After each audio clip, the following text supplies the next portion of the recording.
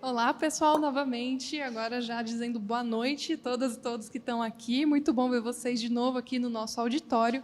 Esse foi o nosso primeiro dia de Wikicom Brasil 2022. Espero que vocês tenham aproveitado bastante todas as sessões que aconteceram no período da tarde, né? Várias sessões de discussão estratégica e capacitações. E agora, para fechar com chave de ouro, a gente traz a nossa querida Rosana Lanzelotti aqui para o palco. Rosana, por favor.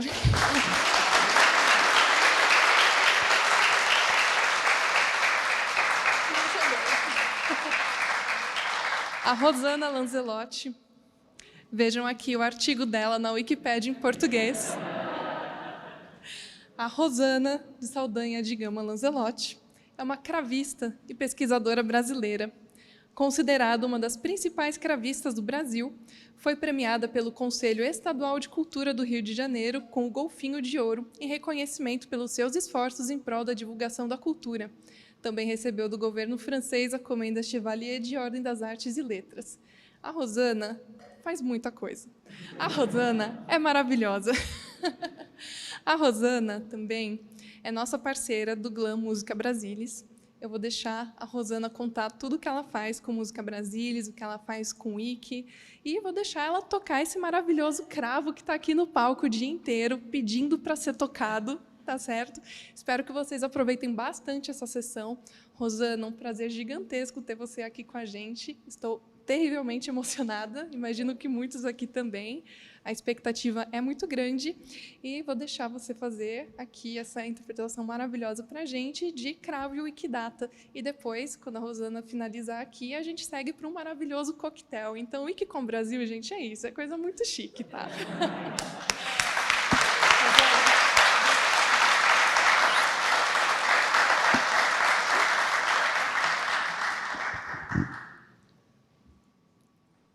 Pessoal, eu queria começar agradecendo o João por ter organizado esse evento tão maravilhoso, o João, a Érica.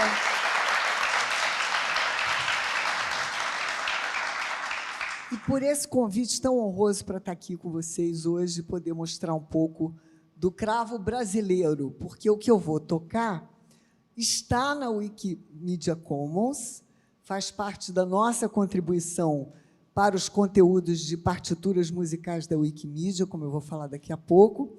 Essa primeira peça foi anotada pelos naturalistas Spix e von Martius em sua viagem pelo Brasil entre 1817 e 1820.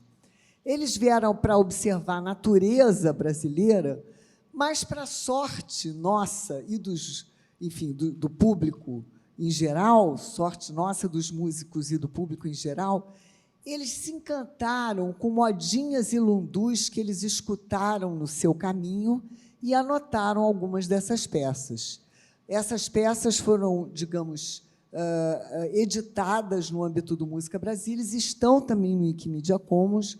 Então, eu vou tocar o lundu instrumental, anotado por Spix e von Martius entre 1817 e 1820, autor anônimo, como não pode deixar de ser essa música praticada pelo povo. Então, espero que vocês gostem.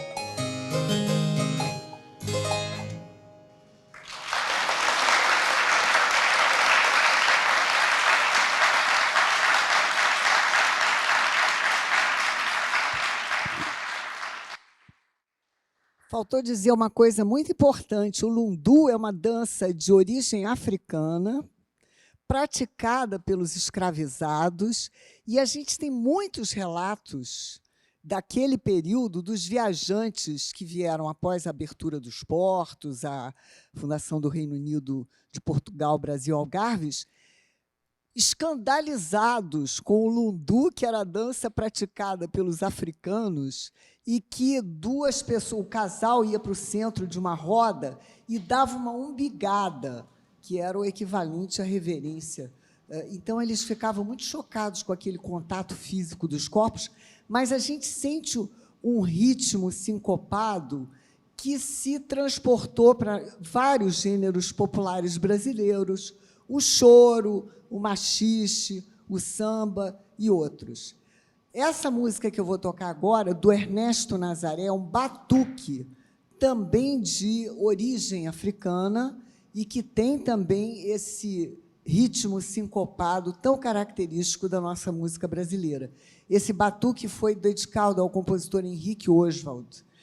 O Ernesto Nazaré é um grande compositor brasileiro, nascido em 1864, morreu em 1934, e toda a obra para piano dele está no Wikimedia Commons, graças à parceria Glamouric com Música Brasilis. Então, Batuque, de Ernesto Nazaré.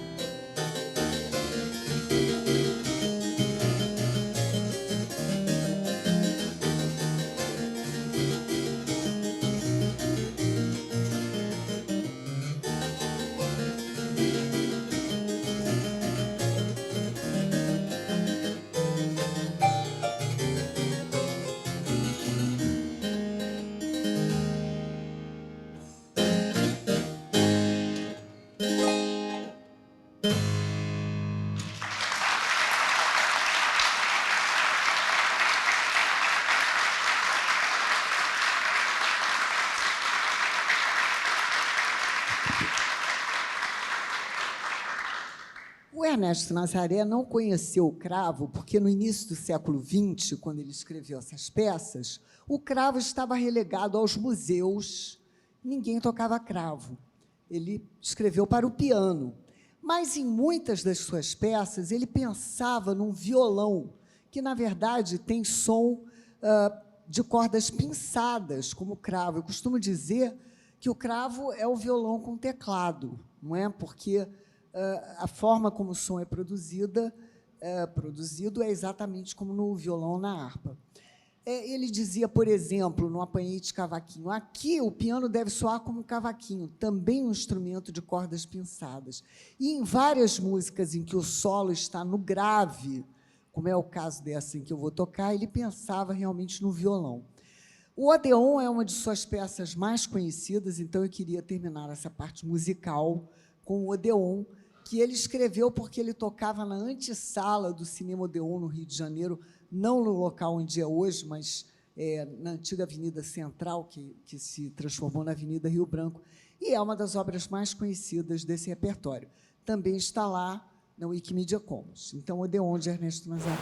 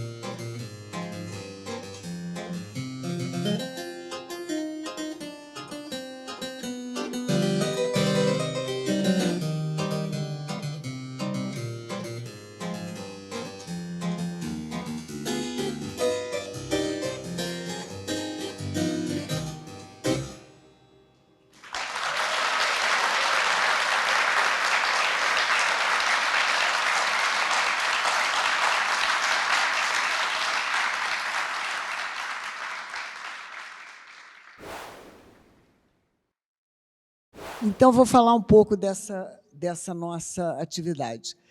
O Música Brasília foi um portal que eu criei em 2019. Está aí nesse endereço. E, hoje em dia, temos 1.800 partituras online, repertórios brasileiros de todos os tempos e gêneros. Eu costumo dizer, o recorte é a música escrita, música grafada, portanto, o funk não está lá. Não tem nada de julgamento de valor, é simplesmente que o recorte do portal é esse, né? 45 mil acessos por mês, e desde 2017 temos a cooperação da Unesco, né?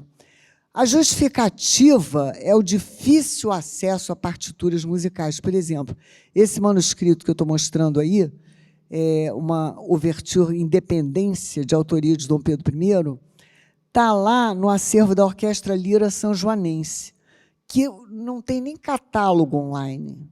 Você tem que ir lá, quando eles deixam você pesquisar no acervo, porque, de vez em quando, tem uma coisa meio de, não, teve um assalto e tal, fecha tudo de novo. A gente dá a maior sorte de um colaborador nosso copiar essa abertura antes que isso acontecesse, né?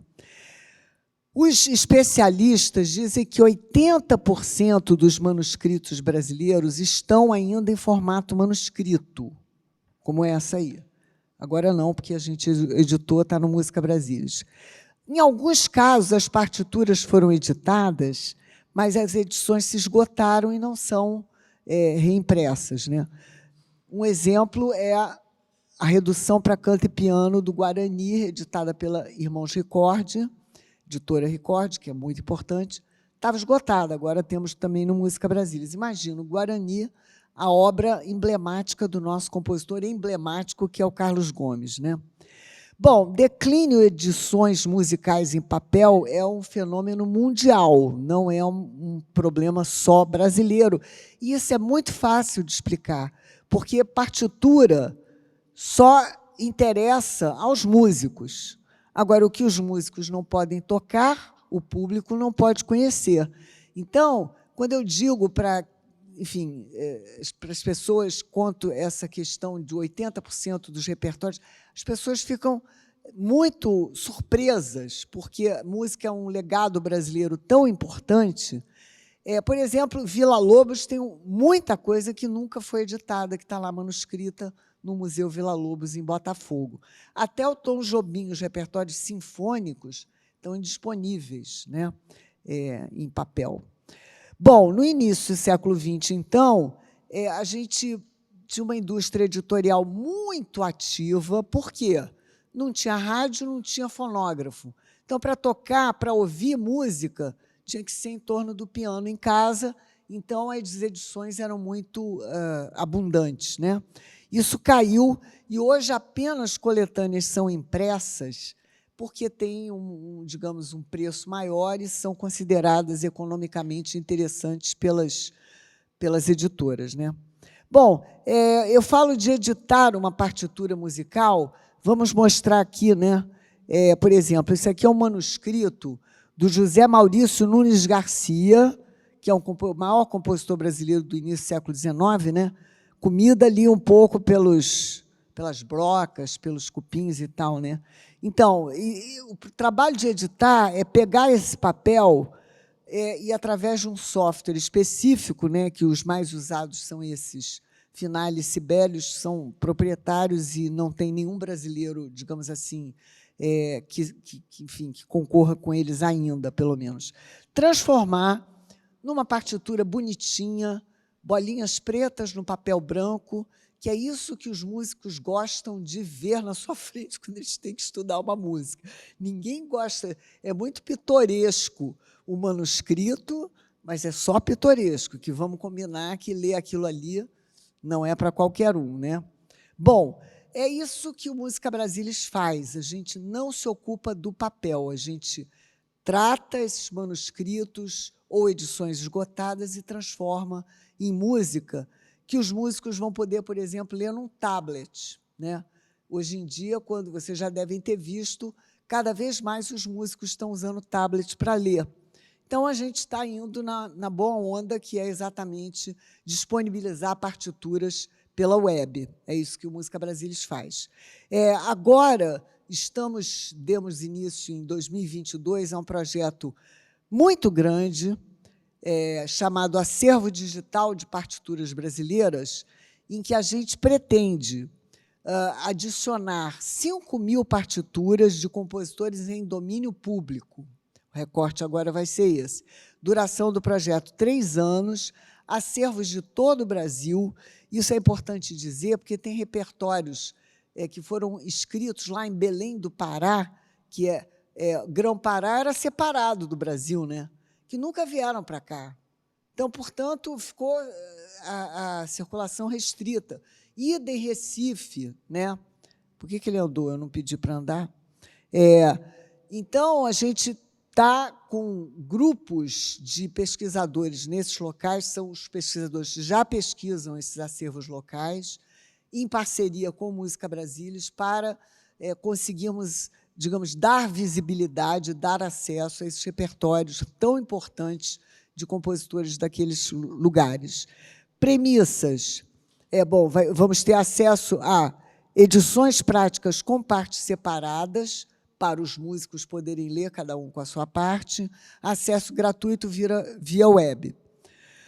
Premissas, software livre, padrões consagrados de descrição, temos a sorte de ter um padrão, que é o LRM, proposto pela IFLA, que é bastante conveniente, assim, a gente já testou no nosso, digamos, modelo de dados e é perfeito para o que a gente precisa, né? Então, vamos nos alinhar com ele.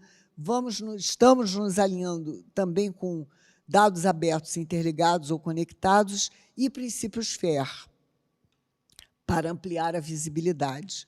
Os repertórios candidatos são, aqui eu estou citando alguns nomes de compositores muito importantes brasileiros, todos em domínio público, né? O que caracteriza domínio público é 70 anos da morte, né?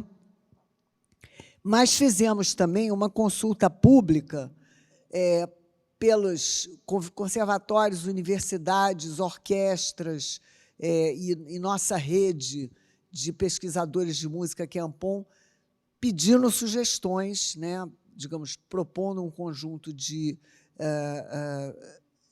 compositores. Aí tem nomes, por exemplo, pouquíssimo conhecidos, que são grandes compositores, como Euclides Fonseca, do Recife, Deolindo Frois, né, do Alagoas, e Glauco Velasquez, que morreu muito jovem. Toda a produção dele foi editada na época, porque ele era um compositor muito brilhante, mas hoje em dia está tudo esgotado. Bom, aí vem a nossa parceria com o Wikimovimento Brasil, né? E a gente fica muito feliz de estar ao lado de instituições tão importantes como o Museu Paulista, que está aqui, né? Também conosco. Então, como é que se dá essa parceria? A gente está exportando metadados de compositores e obras para o Wikidata e imagens de partituras para o Wikimedia Commons, né? Se a gente olhar aqui, vou mostrar para vocês como é que está esse número aqui dessa parceria GlamWiki.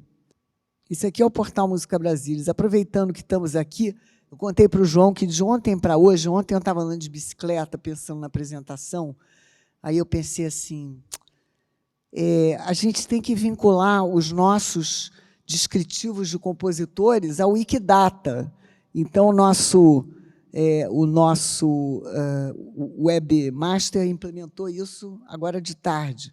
Então, você clica aqui, vai na página do Carlos Gomes lá. Por sua vez, a gente virou um identificador aqui, né?